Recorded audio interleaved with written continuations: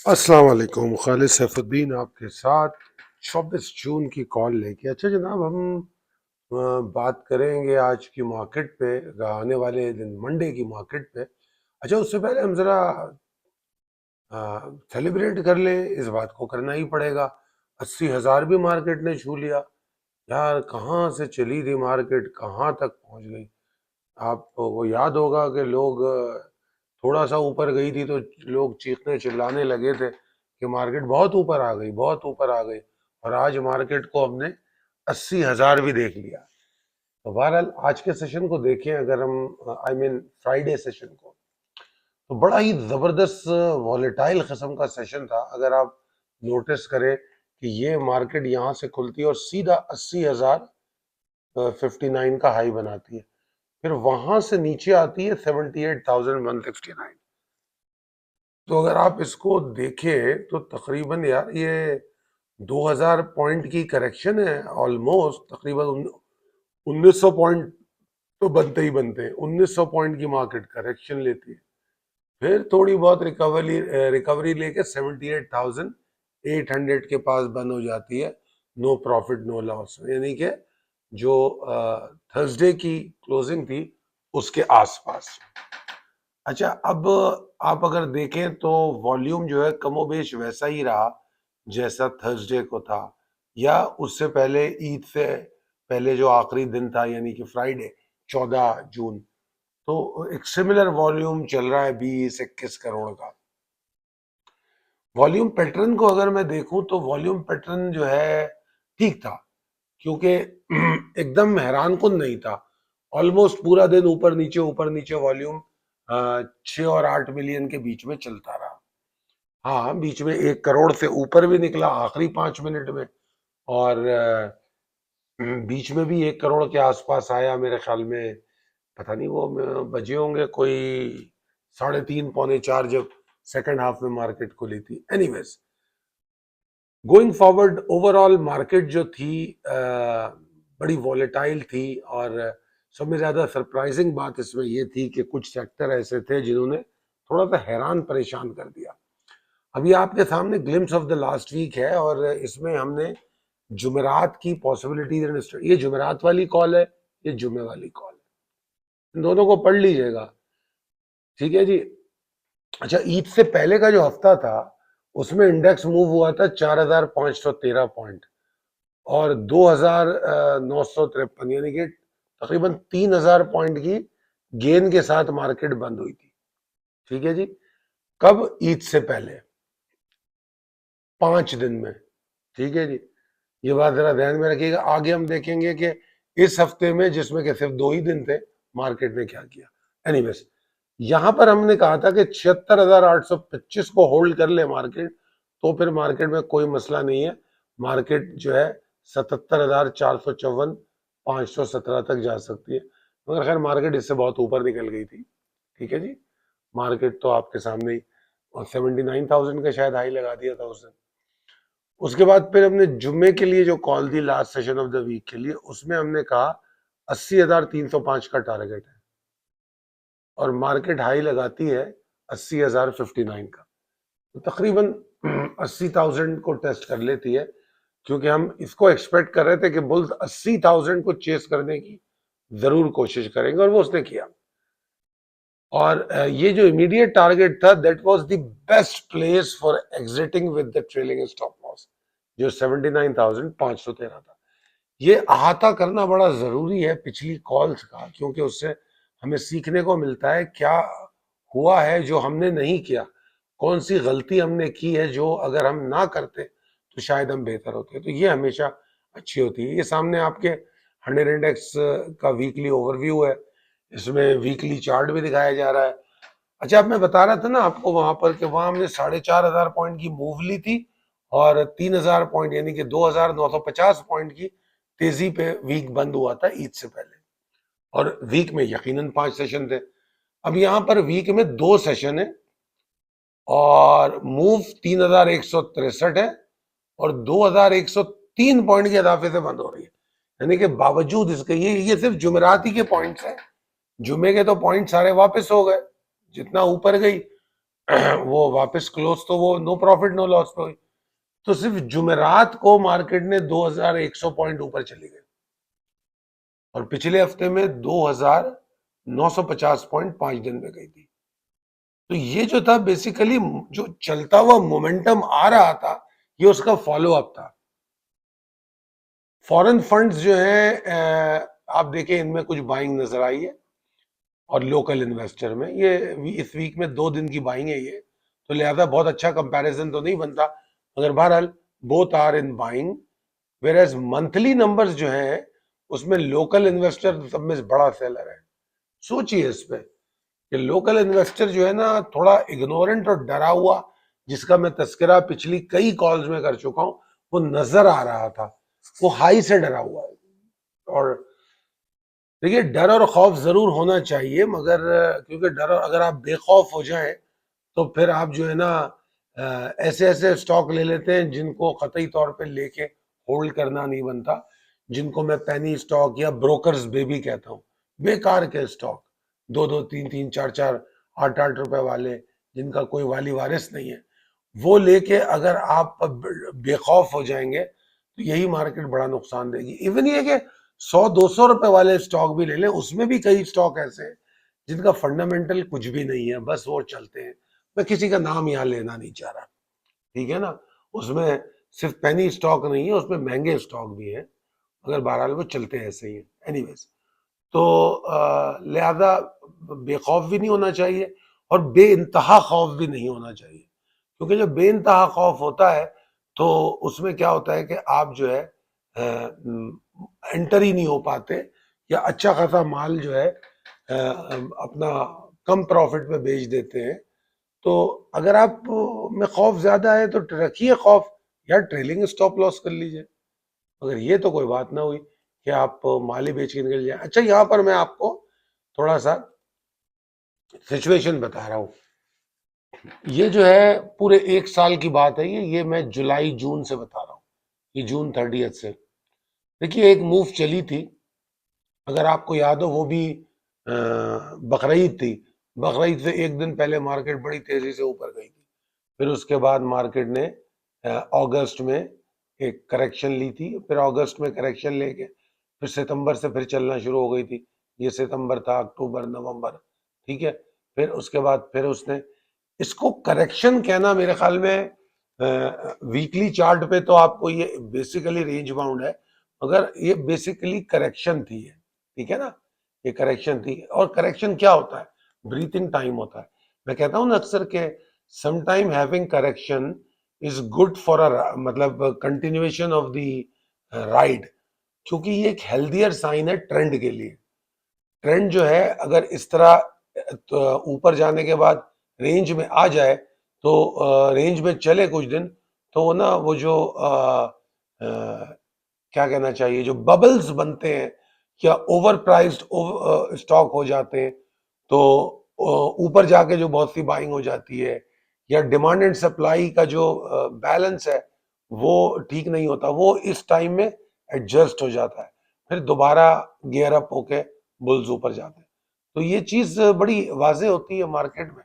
इसमें मैं आपको इंट्राडे भी, डेली चार्ट भी दिखाता हूँ। अब देखिए डेली चार्ट में मैं क्या इंडिकेट कर रहा हूँ, डेली चार्ट में जनवरी से दिखा रहा हूँ आपको,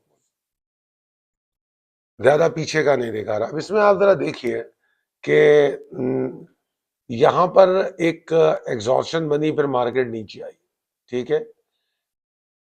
यहां पर जो एग्जॉर्शन थी उसमें सपोर्ट बनी, फिर मार्केट ऊपर गई। जो मैं यहां दिखाना चाह रहा हूं ना आपको, ये सर्कल्स में, वो बेसिकली क्या चीज है, एक तो आती हुई रेजिस्टेंस पे मैं पॉइंट कर रहा हूं कि हम इसको इग्नोर नहीं करेंगे।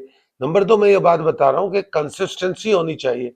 सिर्फ एक सेशन जो है तकदीर नहीं बनाता इंडेक्स की, एक सेशन कभी भी तकदीर नहीं बनाता।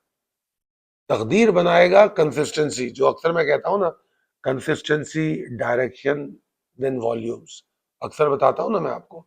तो ये एक सेशन है, तो इस एक सेशन से ना हमको खौफजदा होने की जरूरत नहीं है, हाँ शक करने की जरूरत है। मैं इस चार्ट में ये बताना चाह रहा हूं। अगर आप इस चार्ट को थोड़ा छोटा करके देखें और हम पूरे 1 साल के फ्रेम पे देखें आप, अब आप इसको 1 साल के फ्रेम पे देखें तो ये देखिए ये मार्केट चली फिर नीचे आई, ये कौन सा महीना है, वही अगस्त जो मैं वीकली चार्ट पे दिखा रहा था। फिर सितंबर में भी थोड़ा रेंज में रही, फिर अक्टूबर से जो मार्केट ने शूट ली यहां तक आई, फिर उसके बाद आप देखें ये हमारा एवर हाई बना था मेरे ख्याल में 67,000 समथिंग का। फिर ये हाई बनने के बाद फिर जब ये दिसंबर था, दिसंबर में ये हाई बना था और वहीं से फिर मार्केट में गिरावट आई थी, जो मार्केट यहां तक नीचे आ गई थी, 10,000 या 8,000 पॉइंट की कोई करेक्शन थी। फिर इस करेक्शन को लेके मार्केट ने इस पूरी रेंज में ट्रेड किया है। जरा गौर करें आप, ये कोई 1-2 दिन नहीं है, ये तकरीबन मार्च तक का टाइम है और यही वो टाइम था जब हमने आपको मार्च पोर्टफोलियो दिया था। तो बड़ा भरपूर मौका मिला आराम से बाइंग करने का। फिर उसके बाद मार्च से मार्केट जो ऊपर चलना शुरू हुई, चली जा रही है, फिर एक नीचे आई, करेक्शन लिया। अब जरा याद करें ये कौन सा टाइम है जनाब, ये वो टाइम है जहां पर यहां पर रेजिस्टेंस आई तो आपको जून पोर्टफोलियो दे दिया गया, ठीक है। और जून पोर्टफोलियो अभी मैं देखूंगा, मैं असल में पोर्टफोलियो तो दे देता हूँ, टारगेट्स भी कईयों के दिए हुए होते हैं, मगर उसके बाद कंक्लूड करके मैं आप लोगों को क्या दिखाना है, बेसिकली आप लोगों के पास तो माल होता है, इनफैक्ट तो हमें अपने सोशल मीडिया पे दिखाना होता है, वो मुझे टाइम नहीं मिलता। बहरहाल देखूंगा मौका मिला तो। अब ये जून पोर्टफोलियो जो है 1 2 3 4 5 6 सेशन बनते हैं या 5 सेशन बनते हैं, ये तो 5 सेशन की में पूरा कर देता है। किस तरह पूरा करता है, अगर मैं पिछला हफ्ता देख लूं तो 3,000 पॉइंट, ये हफ्ता देख लो तो 2,000 पॉइंट, यानी कि 5,000 पॉइंट मार्केट ने 2 हफ्ते में गेन कर लिए। एक हफ्ता ईद से पहले और एक हफ्ता ईद के बाद। अगर सेशन गिनूं तो 7 सेशन बनते हैं, 7 सेशन में 5,000 पॉइंट। और क्या चाहिए यार, और क्या चाहिए, उम्मीदें भी इतनी रखनी चाहिए जितनी जस्टिफाइड हो। चलिए गोइंग बैक टू द अपनी कॉल, तो अब जनाब प्रिसाइज लेवल टेबल अपडेटेड है, possibilities and strategies as per technical chart. जनाब अली इसमें कंक्लूड करना तो जरा मुश्किल है इसको, ठीक है जी। के 2 सेशन, इस सेशन 2 सेशन थे पूरे वीक में, तो इसको वीक कह के कंक्लूड करना जरा मुश्किल है, ठीक है। मगर बहरहाल 2103 पॉइंट 2 सेशन में मार्केट गेन कर चुकी है, विच इज 2.74 इनफ। 80,000 को भी टेस्ट किया, रिकॉर्ड हाई भी बना दिया, रिकॉर्ड हाई क्लोजिंग भी बना दिया, और क्या चाहिए। बस एक परेशानी है, वो ये कि जुम्मे को 1250 पॉइंट की प्रॉफिट टेकिंग भी हो गई। उसके बावजूद मैं कह रहा हूं बुल्स अभी खत्म नहीं हुए। बेशक 1250 पॉइंट की प्रॉफिट टेकिंग हुई है। अब इसमें क्या चीज है कि इस जुमले में दोनों बातें लिखी हुई हैं, बुल्स खत्म नहीं हुए मगर 1250 पॉइंट की प्रॉफिट टेकिंग हुई। इसका मतलब ये है कि उम्मीदें खत्म नहीं हुई, रिस्क मैनेजमेंट को बढ़ाया जाए। बड़ी सिंपल सी बात है इस एक जुमले में कि रिस्क में। अब जैसे आप अगर जुमे की कॉल देखेंगे, सीधे सीधे बात कर दी 80,000 जा रही है मार्केट, ठीक है ना, डराया नहीं गया। यहां पर डराया जा रहा है कि बेशक बुल्स खत्म नहीं हुए मगर जुमे को 1250 पॉइंट की करेक्शन हुई थी, ठीक है। तो अब अगर इंडेक्स 79,000 के ऊपर नहीं रुक पाता, ये देखिए 78,998 ये रेजिस्टेंस है, मगर इसको मैं यहाँ पर रेड में दिखा रहा हूँ क्योंकि इसके नीचे नीचे रहता है तो एग्जॉस्टेड है, जबकि यहां पर मैं ग्रीन में दिखा रहा हूं कि अगर इसके ऊपर ऊपर मार्केट रुकती है तो मार्केट थोड़ा सा एनर्जी गेन करने की कोशिश करेगी, ठीक है जी। और वो सही मानों में एनर्जी गेन करेगी यहां इसके ऊपर जाके 79,255 292, ठीक है। तो ये 2 लेवल हो गए, एक तो मिनिमम सर्वाइविंग लेवल, ठीक है जी। तो अगर मार्केट इसके ऊपर चली गई तो हमारा यही स्टॉप लॉस होगा 78,998। एक बात ये क्लियर हो गई। और इसके ऊपर जब मार्केट ट्रेड करेगी तो थोड़ा सा बुल्स की एफर्ट बिलीवेबल होंगी, सीरियस हो सकती है, फिर इंशाल्लाह दोबारा हम कोई वॉल्यूम्स और ताकत देंगे। दूसरी तरफ अगर इसके नीचे मार्केट ट्रेड करती कोई मसला नहीं है, छोटी मोटी एग्जॉस्शन हम एक्सपेक्ट करेंगे। हाँ, शॉर्ट टर्म लॉन्ग नहीं कर रहे, मगर अगर मार्केट 78,300 को तोड़ देती है तो हम कह रहे हैं कंफर्मेशन ऑफ एग्जॉस्शन। हालांकि हम 79 के नीचे एग्जॉर्शन देख रहे हैं कंफर्मेशन हम 78,300 के नीचे देख रहे हैं, जो कि 700 पॉइंट की दूरी पे है। अब ऐसा क्यों है? देखिए यार, 80,000 का इंडेक्स है, 50-100 पॉइंट तो कोई चीज ही नहीं है, वो सांस लेता है इंडेक्स तो इतना ऊपर नीचे हो जाता है, देखा ही होगा ना आपने। अब इंडेक्स में ना 100-50 पॉइंट की कोई अहमियत नहीं है। तो ये जरा, इसीलिए तो मैं बार बार परसेंटेजों में चीजें दिखाता हूं कि कितना परसेंट मार्केट ऊपर गई। यहां देखो तो 2103 पॉइंट, रियलिटी क्या है, वीक 2.74 पॉइंट ऊपर गया। तो ना इसको परसेंटेज में देखने की भी आदत डाल लीजिए, ठीक है जी। आगे चलते हैं कि अच्छा, एक बात और यहां मैंने देखी, ये जो ये 2 सेशन थे ईद के बाद, ये बड़े हैरान कुन थे। स्पेशली बैंकिंग ने जो कमालात दिखाए हैं, इवन फर्टिलाइजर को भी मैं कहूंगा इन्होंने कमालात दिखाए। जुमेरात को इंतहाई एक्साइटिंग 1600 पॉइंट इन्होंने सिर्फ डाले हुए थे। 2-2,500 पॉइंट जब मार्केट ऊपर उठी है, तो 1600-1800 पॉइंट तो सिर्फ इनके थे, बैंकिंग वगैरह के ना। बैंकिंग के 1600 थे, बाकी फर्टिलाइजर के थे। वो मार्केट ऊपर खड़ी है, बाकी स्टॉक आराम आराम से अपनी चाल चल रहे हैं, ठीक है जी। उसके बाद जरा 80,000 को जब हम टेस्ट करते हैं, यही सेक्टर थे जो इंडेक्स को 80,000 तक लेके गए, और 80,000 पे जाके अचानक पंक्चर हो गए। और जैसे ही वो पंक्चर हुए, 1900 पॉइंट की प्रॉफिट टेकिंग हाई से देख ली हमने। ये जो हाई से हमने प्रॉफिट टेकिंग देखी थी, यहां से लेके यहां तक, ये वो पंक्चर हो गए, ठीक है जी। तो ये थोड़ी सी हैरान कुन सूरत हाल थी इन सेक्टर में। अच्छा, मैं एक जो खास चीज नोट कर रहा था, मैं मेरे सामने डिफरेंट पोर्टफोलियोज होते हैं जिन पे हम प्राइस प्राइस एक्शन का इफेक्ट देख रहे होते हैं, इंडेक्स ऊपर जाने और नीचे जाने पे। तो मैं बड़ी हैरान कुन बात बताऊं आपको कि कुछ पोर्टफोलियो ऐसे थे कि जिनमें जब मार्केट 80,000 गई तब भी उनमें कोई बहुत बड़ा गेन नहीं हुआ, और जब मार्केट नीचे आई 78,000 के करीब, 79,000 तोड़ के, तब भी उसमें कोई बहुत बड़ा लॉस नहीं था। ये बात यहां मैंने बताने की कोशिश की है कि कुछ सेक्टर्स जो है मार्केट को ड्राइव करते हुए नजर आए, और कुछ सेक्टर मुझे हाइबरनेशन में नजर आए, उनको ना ऊपर जाने से फर्क पड़ रहा है ना नीचे जाने से। यहां पर मैं उस सेक्टर का नाम नहीं ले रहा, स्क्रिप्ट कॉल में मैं बताऊंगा भी आपको कि वो कौन से स्टॉक्स हैं जिनको कोई फर्क नहीं पड़ा, और उनको हम अपनी बाइंग कॉल में भी देंगे। अगर आप जून पोर्टफोलियो फॉलो कर रहे हैं, जो कि आपको ऑलरेडी दिया हुआ है, तो आप देखो इस वक्त भी बाइंग कैसी है। अब जरा आईएलपी को देख लेंगे, आईएलपी की बाइंग कब दी गई थी। आईएलपी का नाम इसलिए ले रहा हूं क्योंकि आईएलपी इज ओवर, मतलब हम उसकी बाइंग कहाँ कर चुके हैं, ये मेरे मेंबर्स तो जानते ही हैं। मतलब जिस दिन लॉक लग के वो 1-1.5 रुपया ऊपर बंद हुआ था, उस दिन हमने आईएलपी की बाइंग की थी। क्या रेट था, 67 रुपीज या 69 रुपीज का उसका रेट था। तो अल्हम्दुलिल्लाह उस वक्त भी इंडेक्स कोई 10,000 की करेक्शन लेके तो नहीं बैठा हुआ था, मगर आईएलपी की बाइंग बॉटम पर हुई, और फिर वो 75-77 भी चला गया, पता नहीं क्या हाई बना दिया। कितने दिन में, 3 दिन होंगे, 4 दिन होंगे, दैट्स ऑल इट इज। ऐसा ही है ना भाई। तो लिहाजा कुछ सेक्टर सरप्राइज कर रहे हैं, कुछ हाइबरनेशन में जो चलना चाह रहे हैं, और कुछ सेक्टर के लिए मैं ऑप्टिमिस्टिक हूं, और वो कौन से हैं जो मैंने जून पोर्टफोलियो में दिए, ठीक है जी।